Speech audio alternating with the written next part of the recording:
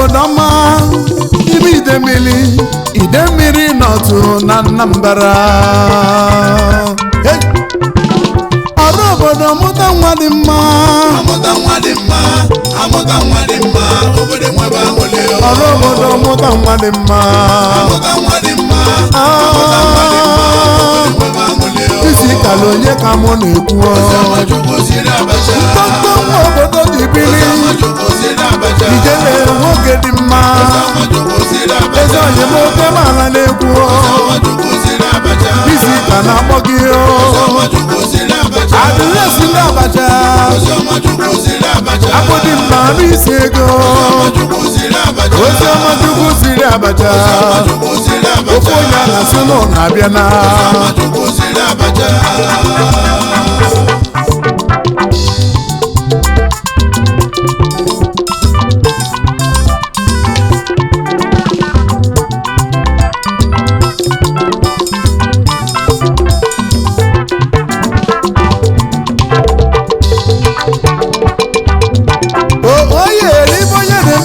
na-akpọ ya mmanwụ ka anya okilibe egwu oyime ihe a na-eri ọba n'aka na-egbuchi ọnwa kedu onye mụ na-ekwu maka ya ntonto nwa Oziọma Chukwu siri ala Abacha ịmakwanọgbọnọgbọrọgbọ nnukwu nke dike mere ka o ji bụrụ odogwu na-adịkwu na nkịta obodo abụọ nwere ndị nwe IGP Emmanuel Nweze Adogbu Managing Director Imagles College Nigeria Limited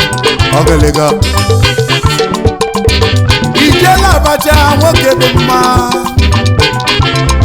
ya na Odozi Akụnya Lolo Mrs. Agnes Adogbu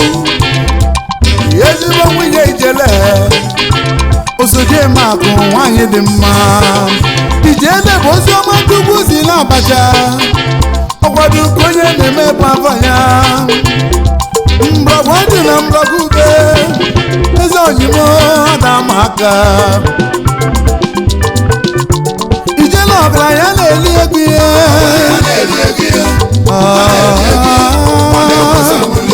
IGP Emmanuel Adogbu odogwu Oziọma Chukwu siri Abacha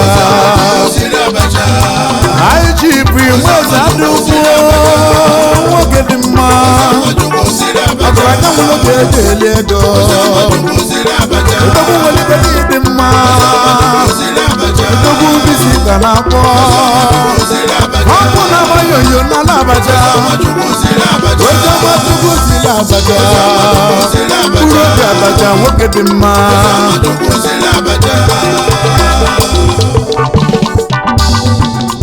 na-ada echi dịka echi ife onye metara ka o ji bụrụ odogwu ọgbọnọgbọrọ bụ n'okwu ọnụ IGP Emmanuel Adogbu Ijele Abacha Oziọma Chukwu siri Abacha mkpụrụ obi Abacha nwoke dị mma ọ bụ na mayonyo n'ala Abacha ọgaranya na-enye gị one nwelisa aṅụli Chukwu olisa lele obi ya anya wee chọpụta na onwere obi salisali obi eji akpa nwanne obi eji enyela obodo aka Chukwu ewere ego ikwe wee gọzie ya ọgaranya nwere ego nwuche na akọla n'obodo onye ala ndị na-azụ n'akwụkwọ elika ndị onye n'ọnụ n'obodo elika Ijele lụrụ ụzọ wee mapụ mmiri aga m ekwele ghara ibe ya dịka ọnụ obodo ji wee gbakọzi aka ha wee chizie ya IGP Emmanuel Adogbu na ya bụ chairman Right Ezechukwu Oil and Gas Nigeria Limited chairman Managing Director Imagles beverages chairman Imagnes Ole Transport Division Ogedema Director Ijele Education Foundation Nalabaja Address Nalabaja IG Prima Weza Dobo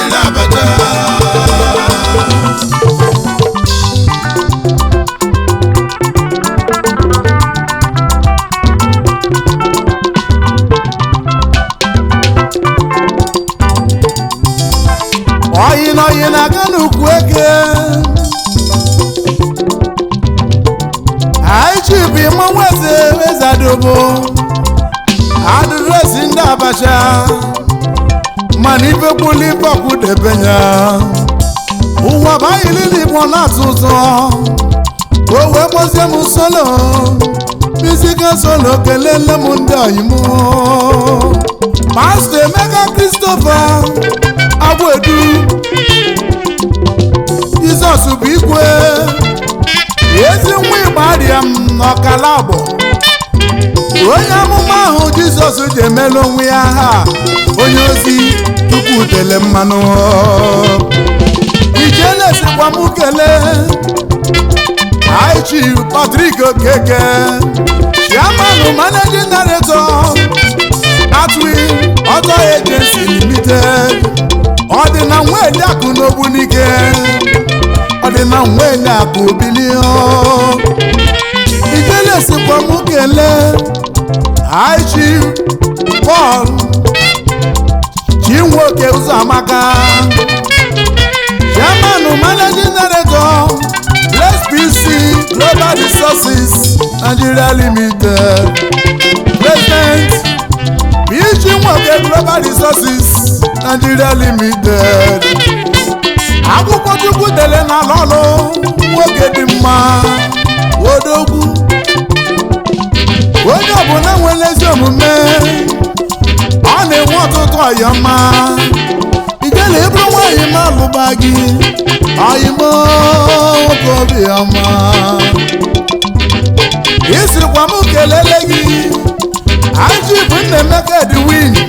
Asọna amụrụ onye na-ego na Nsụka ike agbalakata na Nsụka odogwu agaji ọkụ n'ala Nsụka adịresị ndị Nsụka ọganigwe oji nkata nwụdago Ijele sikwa m kelee Aji Emeka Okelo Chairman Managing Director Everyday Motors na Lagos Ọ sịkwa m kelezi nwanne ya ọra nwezu akụ na Alabaja Nchekwube eze adị obo Kilampe nwoke ọma o wesịrị ije kelelu ya ọ dịno ego na-ejide nke mbụ na n'Imo Ijele si m kelezi nwanne m kwezi ọhịa ọkwa onye lijọpụtebe ga-efe Igbo onye ka mụ na-ekwu Aji bụ Erumenna Chairman Managing Director Really Global Concepts na ya bụ Chairman Ecos Global Pty Nigeria Limited Omeka nna ya Omeka ọ dị mma na AIA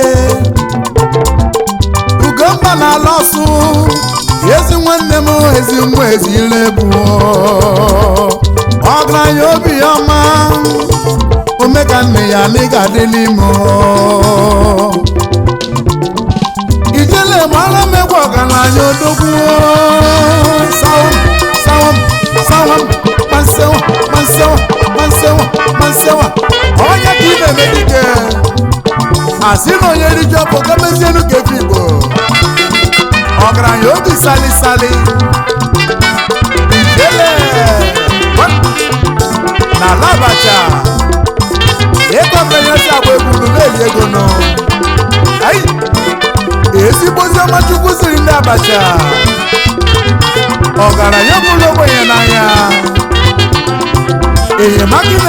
n'obodo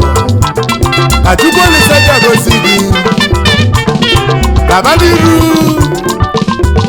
ejebe n'ụmụabaga na kamujeke n'ọyị gị aichi ọkụ agbaji ọnụ Chukwuka ọgwụ na-eche ndo na Alabagana ọgwụ na-eche ndo gaba n'iru ijelesikwa anyị kelele ya aichi Alex Chukwuka eze ndị Igbo na Ghana ọgaranya nwere ife eze ndị Igadi